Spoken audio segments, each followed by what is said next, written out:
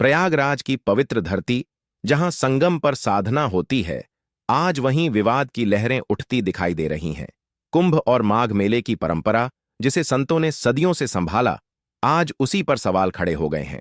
संत समाज और प्रशासन के बीच टकराव अब खुले टकराव में बदलता दिख रहा है। बीते दिनों जो दृश्य सामने आए, उन्होंने पूरे सनातन समाज को सोचने पर मजबूर कर दिया। आरोप है कि साधु संतों के साथ मर्यादा के अनुरूप व्यवहार नहीं हुआ। कहा जा रहा है कि ब्राह्मणों और साधुओं को छोटी पकड़कर घसीटा गया, और यही वह बिंदु है जहां से यह विवाद भड़क उठा। अगर आप ऐसी जमीनी खबरें बिना मिलावट देखना चाहते हैं, तो वीडियो को लाइक करें और चैनल को सब्सक्राइब जरूर करें। इस पूरे मामले पर कई संत महंतों की प्रतिक्रियाएं सामने आई हैं।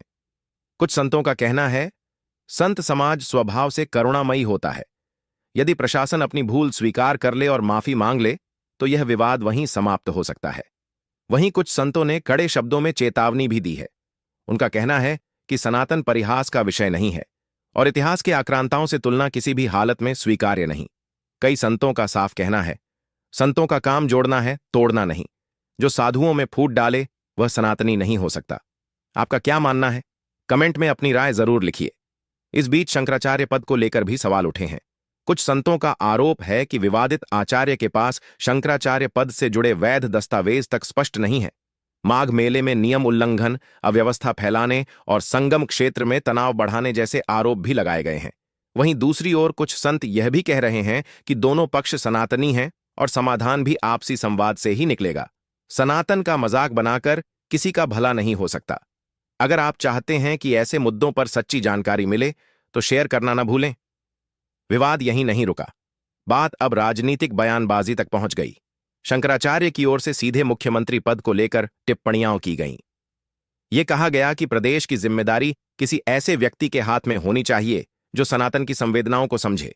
इसके बाद सियासी गलियारों में हलचल और तेज हो गई। वहीं प्रशासन का कहना है, संतों का सम्मान सर्वोपरि है। यदि कहीं चूक हुई है तो उसकी जांच होगी। डिप्टी मुख्यमंत्री ने सार्वजनिक रूप से शंकराचार्य के प्रति सम्मान जताया और विवाद समाप्त करने की अपील की। वीडियो पसंद आ रहा हो तो लाइक बटन दबाना न भूलें। इसी दौरान अनशन पर बैठे आचार्य की तबीयत बिगड़ने की खबर भी आई। तेज बुखार और कमजोरी के चलते उन्हें पालकी से हटाकर वैनिटी वैन में ले जाया गया। यही वैनिटी वैन अब चर्चा का विषय बन गई। आधुनिक सुविधाओं से लैस यह वाहन आराम और सुरक्षा के लिए इस्तेमाल किया जाता है। कुछ लोग इसे जरूरत बता रहे हैं तो कुछ इसे साधु जीवन के विपरीत ठहरा रहे हैं। माघ मेले में स्नान न करने का फैसला विवाद को और गहरा कर गया। आचार्य का साफ कहना है, जब तक प्रशासन माफी नहीं मांगेगा, तब तक स्नान नहीं होगा। आप इस फैसले से सहमत हैं या नहीं? कमेंट में बताइए। इस पूरे घटनाक्रम पर विपक्षी दलों ने भी सरकार को घेरा है। कहा गया कि 90 वर्ष के संत के साथ जो व्यवहार हुआ, वह किसी भी दृष्टि से स्वीकार्य नहीं। वहीं सरकार समर्थकों का कहना है, सनातन को बदनाम करने की साजिश की जा रही है और संतों को राजनीतिक मोहरा बनाया जा रहा है।